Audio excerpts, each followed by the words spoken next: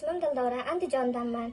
Bu zakaz qilishimga sabab polning ozishimga yordam bersin deb. Chunki mening ikkita farzandim bor. Tug'uruqdan keyin bo'ksalarimda, qorinlarimda o'zimga yoqmaydigan osilishlar paydo bo'lgan. Shuni hisobiga bu zakaz qilgandim, lekin Xonzodani ishlashlari, klient bilan muomalalari menga juda yoqdi. Srazu tezda yetkazib berildi. Oldindan pul o'tkazganimda biroz o'ylangandim, qanaqa holat bo'ladi deb. Yo'q, aldamaydi ekan, chestniy ishlashar ekan. Bojini bunchalik kачественный deb o'ylamagandim to'g'risi. Bunaqa behuzur bo'lamanmi deb o'ylagandim. Yo'q, aksincha havo o'tkazib, bemalol harakat qildi. Menga rosa ham yoqdi. Lekin birinchi kiygan kunimda to'g'risi bunaqa joyimda biroz osilish bo'lgandi. Keyin bunaqa joyimda oshiqchamda yog'larim qolgandi. Shu holat ikkinchi kun kiyganimda bu yetimda ham yo'q bo'ldi, bu yetimda ham yo'q bo'ldi. Masalan, tavsiya qilarmidingiz deganingizda, tavsiya qilardim. Men o'rtoqlarim, o'zim opa-singillarim ham o'zi men olib kelgandan keyin bunaqangi kачествосini ko'rib, ularga ham yoqdi. Dastavkam kelganda ochganimda, qo'shimcha podarkasini qo'ygan ekan, rosa ham xursand bo'ldim. Xonzodaxon, asalim, ishlaringizga omad. Farzandlaringiz rohatini ko'rib yuring. Xudo xolasa inshaalloh bir oydan keyin natijasini bo'lishaman.